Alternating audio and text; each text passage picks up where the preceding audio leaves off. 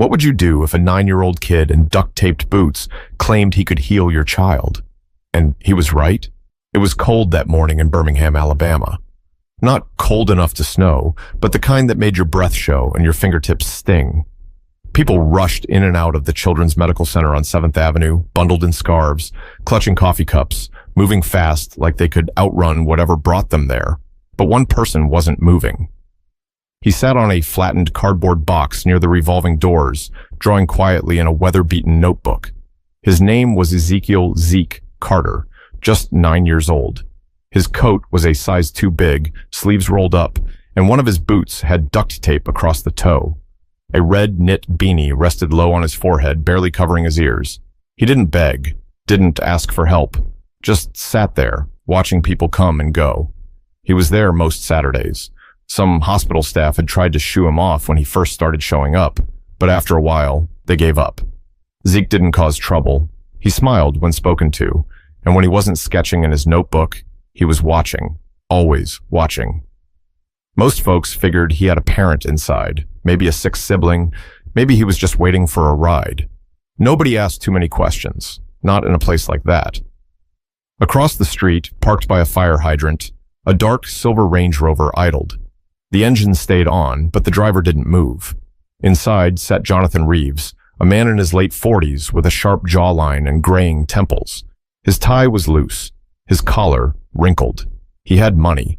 You could see it in the way his car gleamed even under the hospital's fluorescent lights. But he looked like a man running out of gas. In the back seat, a booster chair held his daughter, Isla. 6 years old, brown curls tucked behind one ear, legs tucked under a pink blanket. Her eyes were wide open, but she didn't say a word. The accident had changed everything. 1 minute, she was climbing trees and racing her cousins in the backyard. The next, she was paralyzed from the waist down, sitting in silence. Jonathan opened the back door, scooped her up carefully, and carried her toward the entrance. He didn't notice Zeke at first. Most people didn't. But Zeke noticed him. He saw the way Jonathan held her like she might fall apart, the way her eyes stayed fixed on the sky, avoiding the building. Zeke stared longer than usual. Then just before they passed, he stood up and called out, "Sir, I can make your daughter walk again." Jonathan stopped mid-step, not because he was offended or confused, but because of how the words were said. Not like a sales pitch, not like a joke, just soft, clear, and serious, like Zeke believed it completely. Jonathan turned, eyes narrowed. "What did you just say?" Zeke didn't flinch. He stepped forward, tucking his notebook under his arm. "I said I can help her walk again." Jonathan stared at him, his arms tightened around Isla. "That's not funny, kid." "I wasn't joking." Zeke's voice didn't shake. There was no smile, just that same quiet tone, a grown-up kind of stillness in a kid's body. Jonathan looked down at Zeke's clothes, his taped-up boot, the cracked lenses of the glasses hanging from the boy's shirt collar. This had to be some weird coincidence, maybe even a scam. He turned and walked inside without another word, but inside, he couldn't stop thinking about it, the way the kid said it. Not with hope, not with doubt, but like it was a fact. But something about that voice stayed stuck in Jonathan's head, and it was going to keep pulling at him until he came back. Jonathan tried to forget about the kid. For the next few hours, he sat through Isla's appointments, nodding through updates from therapists, neurologists, and specialists. All of them using the same phrases they always did. Managing expectations, long road ahead, miracles take time. He'd heard it all. But Zeke's words kept repeating in his mind like a stubborn itch. "I can make your daughter walk again." By early afternoon, Jonathan and Isla stepped out of the building. The sun had broken through the clouds, but the cold was still sharp. He walked toward the car, cradling Isla as usual, when he noticed Zeke again, still there, same box, same notebook. Except this time, he was looking right at Jonathan like he knew he'd come back. Jonathan hesitated. He glanced at Isla. Her head rested on his shoulder, eyes closed. Her body was light, too light for a kid her age. He turned. "You again?" he muttered, walking over. "Why would you say something like that? You think this is funny?" Zeke shook his head slowly. "No, sir." "You don't even know her," Jonathan snapped, lowering Isla gently into the back seat. "You don't know what she's been through. You don't know what we've been through." Zeke didn't back down. I don't have to know her to help. Jonathan straightened up. You're what, 9? Almost 10. Exactly. You're a little boy sitting outside a hospital with duct tape on your shoes. What could you possibly know about helping someone like my daughter? Zeke looked down, his fingers tracing the edge of his notebook. My mama used to help people walk again, he said quietly. She was a physical therapist. She taught me stuff. She said the body remembers things, even when it forgets for a while. Jonathan stared at him, the skepticism hardening in his chest. So what, you watched her do some stretches and now you think you're a doctor? I watched her help a man walk after being in a chair for 5 years, Zeke said, eyes lifting. She didn't have machines or nurses, just her hands, her patience, and faith. Jonathan opened his mouth to speak, then stopped. He glanced around. A nurse passed by, giving Zeke a small wave. A janitor from the hospital nodded in the boy's direction. They all seemed to know him. I'm not giving you money, Jonathan said. I didn't ask for money. Then what do you want? Zeke took a deep breath and stepped forward. Just 1 hour. Let me show you. Jonathan looked back at Isla, who had now opened her eyes and was watching both of them quietly. He sighed, rubbing the bridge of his nose. I should walk away right now. Zeke didn't move. I should call security, Jonathan added. Still, the boy stayed silent. Jonathan finally huffed. Fine. You want to waste your time, kid? Meet us at Harrington Park tomorrow, noon. Don't be late. Zeke nodded once. I'll be there. Jonathan climbed into the SUV, started the engine, and pulled off without looking back. But in the rearview mirror, Zeke was still standing there, hands at his sides, face unreadable. Back at home, after dinner, Jonathan sat in his home office. Papers were spread across his desk. None of them made sense. He kept thinking about the way Zeke stood there like he knew something. Isla poked her head into the room. Daddy? She asked. He turned. Yeah, baby? Who was that boy? Jonathan paused. Just somebody we met outside the hospital. He looked like he believed it, she said. Believed what? That I could walk. He stared at her, lips parting slightly. She smiled, just barely, and walked her fingers across the armrest of her wheelchair like they were legs. But Jonathan wasn't smiling, because for the first time in a long time, something inside him didn't feel numb. It felt dangerous, like hope. Harrington Park was the kind of place most people passed by without a second glance. A cracked basketball court, a few swings with chains that squeaked, and a patch of grass that tried to be a soccer field. On Sundays, it was usually empty, especially around noon, but that day, Zeke was already there, sitting on the bench closest to the big oak tree. He wore the same oversized jacket, but his notebook was tucked away. Instead, he had a small gym bag at his feet and a folded towel on the bench beside him. At 12:07, Jonathan's SUV pulled up. He didn't say anything at first, just got Isla out, set her gently in her wheelchair, and wheeled her over to where Zeke sat. He didn't make eye contact. His arms were crossed tight like he was already regretting being there. Zeke stood up when they arrived. Hi again, he said politely. Jonathan gave a stiff nod. Isla waved shyly. Zeke smiled at her. Hi, Isla. Her eyes lit up a little. Hi. Jonathan raised an eyebrow. How do you know her name? You said it yesterday, Zeke replied. I remember stuff. Jonathan didn't respond. He just gestured at the towel. So what now? Magic carpet ride? Zeke ignored the jab. No, sir. Just the basics. He opened his bag and pulled out a pair of socks, a tennis ball, a small jar of cocoa butter, and a plastic container filled with what looked like warm rice wrapped in cloth. Jonathan squinted. What is all that? Stuff my mom used, Zeke answered. The rice is for heat. Helps loosen tight muscles. The ball is for pressure points. Jonathan folded his arms again. Zeke turned to Isla. If it's okay, can I work with your legs for a little while? Nothing hurts, I promise. And if anything feels weird, just say stop, okay? Isla looked up at her dad. He sighed. You can try. Just be careful. Zeke knelt down beside her chair. He gently unwrapped the blanket from her legs and placed the warm cloth rice pack over her thighs. Isla flinched slightly. Too hot? He asked. She shook her head. It feels good. Zeke nodded and waited. After a few minutes, he began to gently move her legs, not yanking, not forcing, just small rotations, side to side, up and down. Jonathan watched closely, ready to jump in if something went wrong. But nothing did. "You ever do this before?" he asked, suspicious. Zeke didn't look up. "My mama used to take me to shelters after school. She helped veterans, folks who couldn't afford therapy, said everybody deserves to feel human again. I used to carry her bag." Jonathan raised an eyebrow. "And she taught you this stuff?" "Yeah, said the body don't always need fancy, just attention."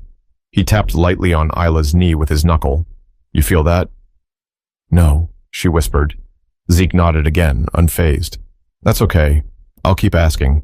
He kept talking to her while working, asking about her favorite colors, her favorite food, what shows she liked to watch.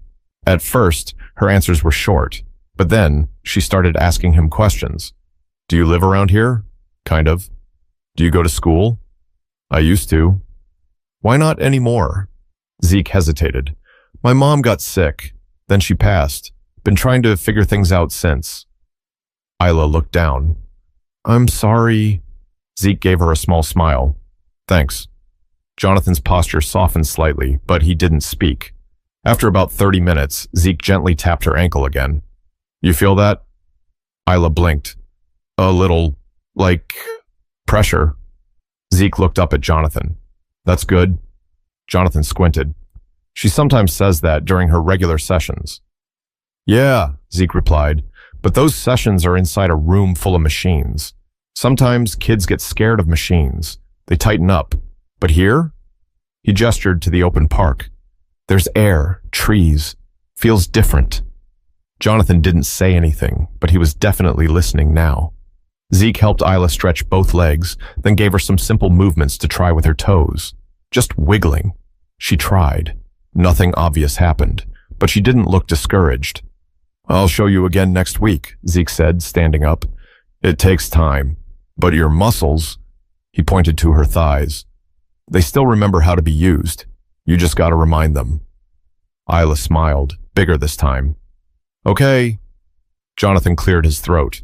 "We're not promising anything," he said quickly. Zeke nodded. "I'm not either. I'm just trying." Jonathan stared at him for a long second. Then, without warning, he reached into his coat pocket, pulled out a folded bill, and held it out. Zeke stepped back. "No, sir, I don't want your money." Jonathan looked surprised. "Then why are you doing this?" Zeke shrugged. "Because your daughter smiled." Jonathan looked down at Isla. She was still smiling. But he didn't understand how a boy who had lost everything could give so much to a girl he barely knew. The following Sunday was warmer, but Zeke still wore his jacket. Not because he needed it, but because it made him feel like his mom was close. She used to call it his helper's coat. Said every good healer needed something that reminded them why they care. He was already at Harrington Park again by 11:45, towel laid out, supplies lined up, and a bottle of water sitting beside him. A few kids played basketball on the court nearby, and someone's dog barked in the distance. At exactly noon, Jonathan's SUV rolled up. Isla was grinning before the car even stopped. Zeke waved at her. "Hi, Isla." "Hi," she chirped, her curls bouncing as Jonathan helped her into the wheelchair. Jonathan looked tired again, but different this time, less weighed down. He gave Zeke a small nod, no words, but it was more than last week. Zeke got to work. Same setup, same warm cloth pack, but this time, something had shifted. Isla was trying now. "Can you press your heel into the ground?" Zeke asked gently. She closed her eyes, concentrating. Nothing happened. "It's okay," he said. "Sometimes it takes your brain a while to find the right path. It's like trying to walk through a crowd. You just gotta push through." Jonathan stood behind them, arms crossed again, but this time more to keep warm than to wall himself off. "Why do you do all this?" he asked suddenly. Zeke glanced up. "Because I remember what it felt like when my mom used to help people. She made them feel like they mattered. I want to do that too." Jonathan nodded slowly. "You ever think about doing something else?" "Sometimes," Zeke said, "but this feels right." Jonathan looked at Isla. She was tapping her toes, barely, but they moved. For the first time, he didn't speak. He just watched. The next few weekends, they kept coming. Same time, same place. Zeke taught Isla how to use rubber bands to strengthen her ankles. He rolled tennis balls under her feet to help her brain remember where they were. He showed Jonathan how to massage pressure points behind her knees and explained how each nerve had a job to do, even when it went quiet. And then came the bad day. It was the fourth Sunday. Zeke showed up like always, but when the SUV pulled up, Isla wasn't smiling. Her eyes were red. Jonathan looked angry. "She doesn't want to do it today," he said sharply as he lifted her into the chair. Isla refused to look at either of them. Zeke approached slowly. "What happened?" Isla crossed her arms. "I tried to move my legs this morning and nothing happened. Nothing. I'm tired of trying. It's pointless." Jonathan looked away, jaw tight. "She's been frustrated all weekend." Zeke nodded. He kneeled beside her again. "You think I never get tired?" She didn't answer. "You think I didn't sit in a shelter and cry when my mom couldn't afford medicine, and I had to just sit there and watch?" Her eyes shifted toward him. "You're allowed to be mad. I'm mad sometimes too. But if you stop now, the part of you that wants to walk might stop trying too." She stared at the ground. "I don't want you to give up," he said softly. "Because I haven't." Silence. Then Isla whispered, "I'm scared." Jonathan turned. That was the first time she'd said that out loud. Zeke leaned in closer. "I am too. But scared don't mean stop. It just means you're close to something big." Isla wiped her face. "Okay, let's try again." And they did. Zeke guided her through the motions gently, with less talking this time. Just presence. Patience. Jonathan stepped in more too, helping her shift weight, encouraging every small twitch. After 30 minutes, Isla moved her right foot. Not a toe. Her whole foot. It slid forward, slow and stiff, but it moved. Jonathan knelt down beside her, blinking like he wasn't sure he'd seen it right. "Do it again," he said. She did. Zeke smiled, but didn't say anything. He just sat back and watched. Later that night, Jonathan stood outside his house on Crestview Drive, staring at the moon. He'd stopped asking himself who Zeke really was. The question didn't matter anymore. Inside, Isla was giggling, retelling the footslide moment to her aunt on speakerphone. For the first time in 6 months, their house didn't feel like a hospital room. It felt like home again. But something inside Jonathan had started to shift. Not just his daughter's legs, but the weight in his own chest. The guilt. The pride. The wall he'd built between himself and the world. It was cracking. Monday afternoon, Jonathan sat in his office staring at an untouched contract. His phone buzzed every few minutes. Emails, calls, client updates. But none of it felt urgent anymore. What kept looping in his mind was that moment in the park. Isla's foot sliding forward like it belonged to her again. He'd seen it with his own eyes. And the person who made it happen was a 9-year-old with taped up boots and no last name he'd ever heard before. He opened a new browser tab and typed Ezekiel Carter Birmingham. Nothing came up except a few scattered results. He clicked through old local newsletters and school databases. A few mentions of a Zeke and his mother, Monique Carter, at a community clinic. No address, no recent info. He shut the laptop and leaned back. This kid was a ghost, except he wasn't. By Saturday, they were back at Harrington Park, but things felt different now. Jonathan brought an extra mat and a fold-out chair. He handed Zeke a sandwich when they arrived. Didn't say anything about it, just placed it beside his gym bag. Zeke gave a small thanks and tucked it away for later. "Ready, Isla?" he asked. She gave a big thumbs up. "Let's do it." They got into the routine. Heat packs, stretches, toe flexes. Today, Jonathan joined in fully. He sat cross-legged on the grass, doing each motion Zeke explained. Even messed it up once. "You're bending the wrong way," Zeke said with a grin. Jonathan gave him a side eye. "I haven't stretched since college." They laughed, even Isla. About 20 minutes in, Zeke leaned forward. "All right, Isla, let's try something different." He unfolded a belt from his bag and placed it under her knees, showing Jonathan how to hold each end. "She's going to try to lift both knees now. Just a little. We help balance her. She controls the movement." Jonathan blinked. "You sure?" Zeke nodded. "She's ready." They gave her a few seconds. Her brow tightened, eyes narrowed. She grunted softly, and then her knees lifted slightly, barely an inch, but they lifted. Jonathan looked at her, stunned. "You did that?" She smiled. "I did it." He swallowed hard. "You really did it." Zeke nodded slowly, eyes on the belt. "See? The body remembers. You just have to be patient enough to let it talk." Jonathan looked at him. "You're something else, kid." Zeke didn't respond, just started gently guiding Isla through the next stretch. After the session, as they packed up, Jonathan crouched beside Zeke. "Where do you go after this?" Zeke shrugged. "Around." Jonathan lowered his voice. "You got a place to sleep?" Zeke hesitated, then said, "Sometimes." Jonathan exhaled slowly, rubbing the back of his neck. "You ever think about coming to stay with us for a while?" Zeke's eyes widened. "You serious?" "I got a guest room. You wouldn't be in the way." Zeke looked down at his hands. "You sure your neighbors wouldn't mind a kid like me?" Jonathan gave a short laugh. "Man, after what you've done for my daughter, they'd better not say a word."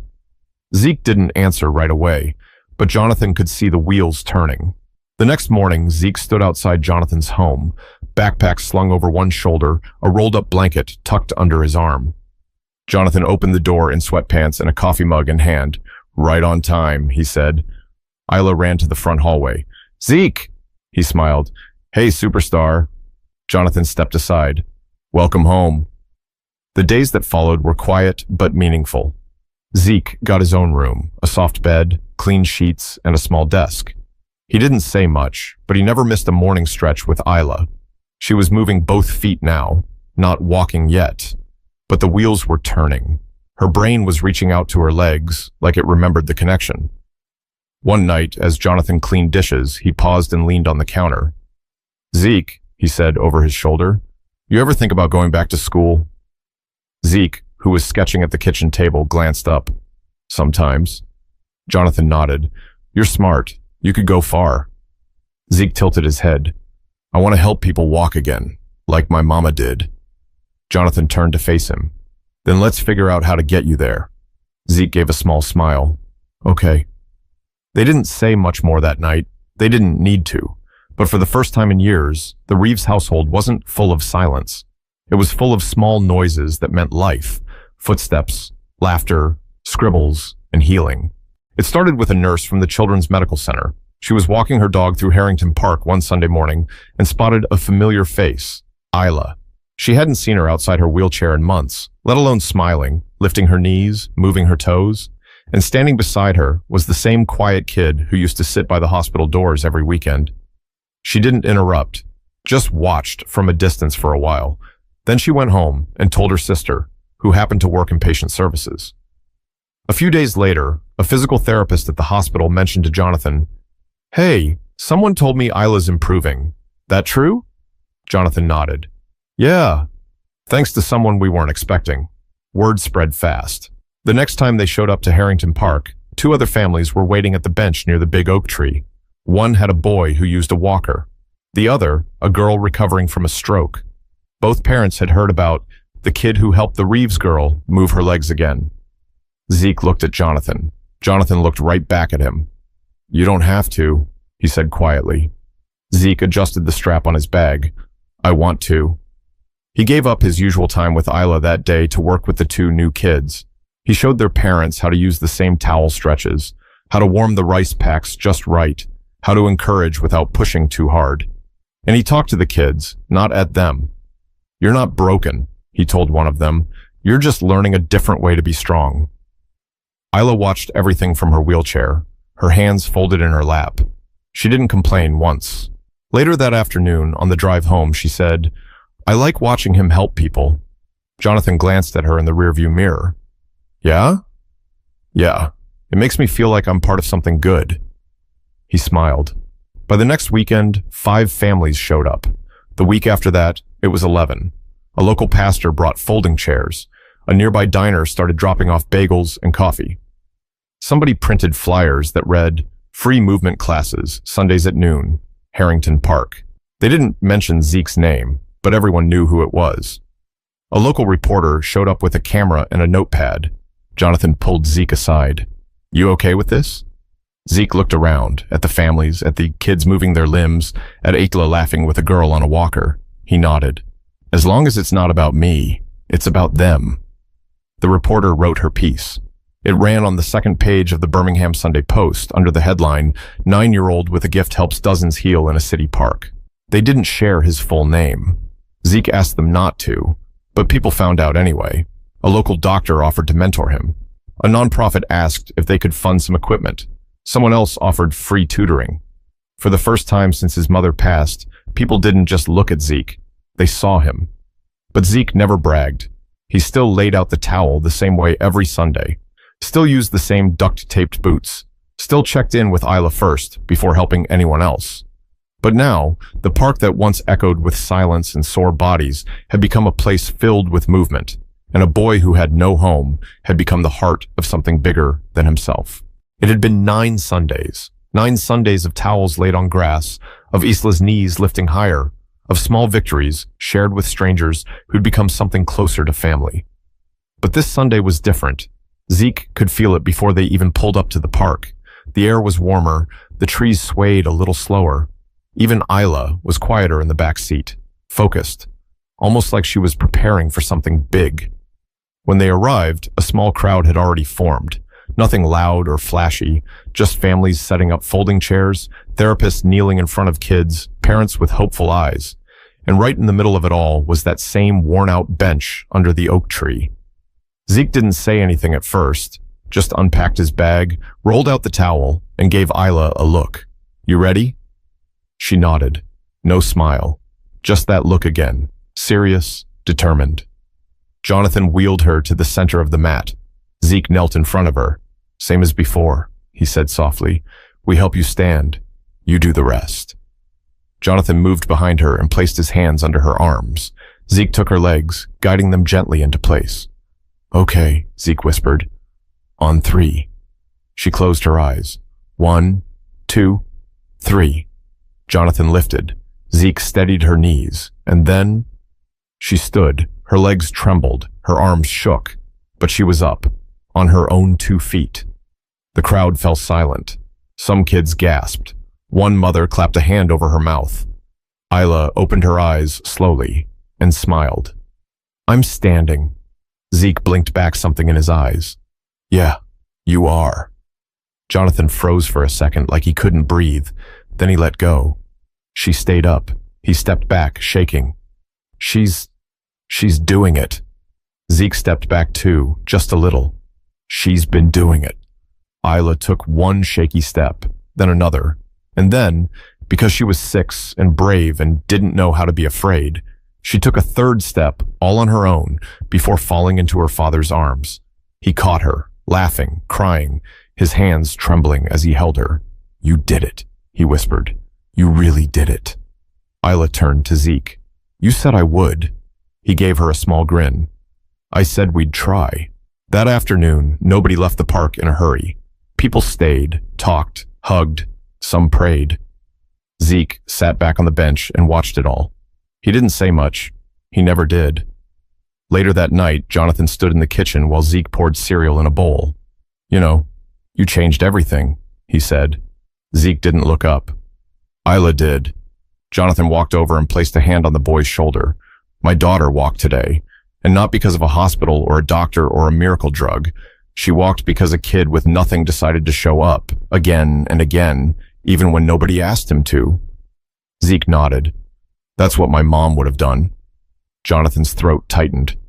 "I wish she could have seen this." "She did," Zeke said softly. "I think she sees everything." Jonathan wiped his eyes. "Zeke," he said quietly, "you're going to change a lot of lives." Zeke looked up at him. "I already am. There are people in this world who might not have fancy degrees, shiny resumes, or a perfect past, but they carry something far more valuable: heart, grit, and a reason to keep showing up. Sometimes the most broken people are the ones holding the tools to help others heal.